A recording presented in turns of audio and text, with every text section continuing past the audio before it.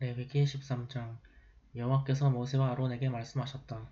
누구든지 피부에 무엇이 돋아나거나 종기와 부스럼과 색점이 나타나면 일단 문둥병으로 간주하여 그를 제사장에게 데리고 가서 진찰을 받게 하라.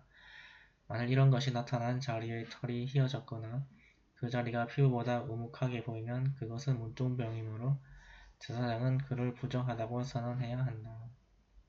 그러나 그 자리가 휘어졌을지라도 피부보다 오목하지 않고 그 털이 휘어지지 않았으면 제사장은 7일 동안 그를 격리시켰다가 7일째 되는 날에 그를 다시 진찰하여 그 점이 변하지 않고 그 이상 피부에 번지지 않았으면 다시 그를 7일 동안 격리시켜야 한다. 그 7일째 되는 날에 다시 진찰하여 그 자리가 다소 엷어지고 더 이상 번지지 않은 채 그대로 있으면 그것은 피부병이다. 제사장은 그를 깨끗한 자로 선언하고 그는 옷을 벗어 빨아야 한다. 그러면 그가 깨끗해질 것이다. 그러나 제사장에게 진찰을 받은 후에 그 점이 피부에 번졌으면 그는 제사장에게 다시 가서 진찰을 받아야 한다. 만일 그 점이 실제로 번졌을 경우에는 제사장이 그를 문둥병자로 선언하게 하라. 누구든지 문둥병에 걸린 자가 있으면 그를 제사장에게 데리고 가야 한다. 제사장이 진찰한 결과 그 피부에 흰 점이 돋고 그 자리에 있는 털이 휘어지고 돌기가 생겼으면 이것은 만성 문둥병이다. 제사장은 그를 부정한 자로 선언해야 한다. 그러나 그는 부정한 자로 이미 판명되었기 때문에 그의 문둥병 여부를 알아보기 위해서 격리시킬 필요가 없다. 제사장이 보았을 때 만일 그 문둥병이 머리에서 발끝까지 전신에 번졌으면 제사장은 그를 깨끗한 자로 선언해야 한다. 그는 전신이 휘어졌으므로 이미 나은 자이다. 만일 그의 몸에 돌기 같은 것이 다시 나타나면 제사장은 그를 진찰해보고 문둥병이 재발한 것이 확인되었을 경우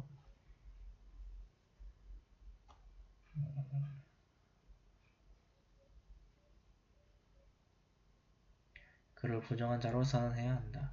그러나 돌기같이 솟아오른 그 부분이 변하여 다시 휘어지면 그는 제사장에게 가서 진찰을 받아야 하며 제사장은 그를 다시 진찰해보고 그 자리가 완전히 휘어졌으면 그를 깨끗한 자로 선언해야 한다. 그는 이미 깨끗한 자이다. 누구든지 피부에 종기가 생겼다가 나은 후에 그 자리가 희게 부어오르거나 거기에 붉은 색점이 돋아나면 그는 제사장에게 가서 진찰을 받아야 한다. 제사장이 보기에 그 자리가 피부보다 얇게 보이고 그곳에 털이 휘어졌으면 그를 부정한 자로 선언하라. 이것은 종기에서 발생한 문둥병이다. 그러나 제사장이 보기에 만일 그 자리에 흰 털도 없고 그 색점이 피부보다 얇게 보이지도 않으며 또 그 붉은 색깔이 다소 엷어져서 회색으로 변했으면 제사장이 그를 7일 동안 격리시키도록 하라. 만일 그 격리 기간 동안에 그 색점이 번졌으면 제사장은 그를 문둥병자로 선언해야 한다. 그러나 그 점이 더 이상 커지지 않고 번지지도 않았으면 이것은 종기가 나은 자국이므로 제사장은 그를 깨끗한 자로 선언해야 할 것이다. 누가 불에 데웠는데 그 된 자리에 희붉은 색점이 생기면 그는 제사장에게 가서 진찰을 받아야 한다. 만일 그 색점의 털이 희고 그 자리가 피부보다 오목하게 보이면 이것은 화상에서 발생한 문둥병이므로 제사장은 그를 부정한 자로 선언해야 한다. 만일 제사장이 보기에 그 색점에 흰 털이 없고 그 자리가 피부보다 오목하지 않으면 그 색점이 다소 엷어졌으면 제사장이 그를 7일 동안 격리시켰다가 7일째 되는 날에 그를 다시 진찰해보고 그 색점이 번졌으면 그를 문둥병자로 선언하게 하라. 그러나 그 색점이 번지지 않고 그대로 있으면서 그 색깔이 엷어졌으면 이것은 화상자국이므로 제사장은 그가 문둥병에 걸린 것이 아니라고 선언해야 한다. 남자나 여자나 머리나 털에 부스럼이 났을 경우 제사장은 그를 진찰해보고 그 부스럼이 피부보다 오목하고 그 자리에 가늘고 누런 털이 나 있으면 제사장은 그를 문둥병자로 선언해야 한다. 그러나 제사장이 진찰했을 때 그 자리가 피부보다 오목하지 않은데도 검은 털이 없으면 제사장은 그를 7일 동안 격리시켰다가 7일째 되는 날에 그를 다시 진찰해보고 만일 그 부스럼이 번지지 않고 피부보다 오목하지도 않으며 그 자리에 누른 털이 없으면 그는 그 부스럼 주변에 털을 밀고 제사장이 다시 그를 7일 동안 격리시키도록 하라. 7일째 되는 날에 제사장이 그를 다시 진찰했을 때에도 그 부스럼이 번지지 않고 피부보다 오목하지도 않은 채 그대로 있으면 제사장은 그를 건강한 자로 선언해야 한다. 옷을 빤 후에는 그가 깨끗해질 것이다. 만일 깨끗한 후에라도 그 부스럼이 번지기 시작하면 제사장이 그것을 조사해보고 확인한 다음에는 누런 털이 나 있는지 알아볼 필요도 없이 그를 문둥병자로 선언하게 하라. 그러나 제사장이 보기에 그 부스럼이 번지지 않은 채 그대로 있고 그 자리에 검은 털이 나 있으면 그 문둥병은 이미 나았으므로 제사장은 그를 깨끗한 자로 선언해야 한다. 만일 남자나 여자의 피부에 흰 반점이 생기면 제사장이 그 사람을 진찰하도록 하라. 그 피부의 색점이 점점 비끄무레해지면 그것은 문둥병이 아니라 피부에 도난한 어르러기이므로 그 사람은 깨끗한 자이다. 누가 머리 앞뒤로 머리털이 빠져서 대머리가 되어도 이것은 문둥병이 아니다. 그러나 머리털이 빠져서 대머리가 된 그 자리에 희붉은 점이 생기면 이것은 문둥병 증세이다.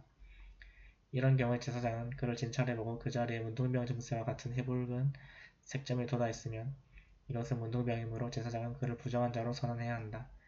문둥병에 걸린 사람은 누구든지 자기 옷을 찢고 머리를 풀며 입술을 가리고 부정하다 부정하다 하고 외쳐야 하며 그 병에 걸려있는 동안은 부정하므로 그는 내양지 밖에서 따로 살아야 한다. 만일 양털이나 모시로 된 의복이나 천, 그리고 가죽이나 가죽 제품에 푸르거나 붉은 점이 생기면 이것을 일단 문둥병 색점으로 보고 그 색점이 생긴 의복이나 가죽이나 천을 제사장에게 가지고 가서 검사를 받아야 한다. 제사장은 그것을 받아 7일 동안 따로 간직해 두었다가 7일째 되는 날 그것을 다시 살펴보고 만일 그 색점이 번졌으면 이것은 전염성 문둥병이므로 부정하다. 그러므로 그는 그 색점이 있는 의복이나 천이나 가죽을 불로 태워야 한다. 그러나 제사장이 보기에 그 색점이 더 이상 번지지 않고 그대로 있으면 제사장은 그 색점이 있는 것을 빨게 한 다음 또 7일 동안 간직해 두었다가 다시 살펴보아야 한다. 만일 그때에도 그 색점의 색깔이 변하지 않고 그대로 있으면 비록 그것이 번지지 않았을지라도 그것은 문둥병 색점이다. 그것은 전염될 위험이 있으므로 그 색점이 있는 의복이나 천이나 가죽은 불로 태워야 한다. 그러나 그것을 빤 후에 제사장이 보기에 그 색점이 엷어졌으면 그는 그 부분을 잘라버려야 한다. 만일 그 후에도 그 색점이 다시 나타나면 이것은 번지는 문둥병 색점이므로 그것을 불로 태워야 한다. 만일 그것을 빤 후에 색점이 없어졌으면 그것은 다시 빨아야 깨끗해질 것이다. 이것은 털이나 모시로 만든 의복, 그것으로 된 천, 그리고 가죽이나 가죽 제품에 생긴 색점이 문둥병인지 아닌지를 결정해주는 규정이다.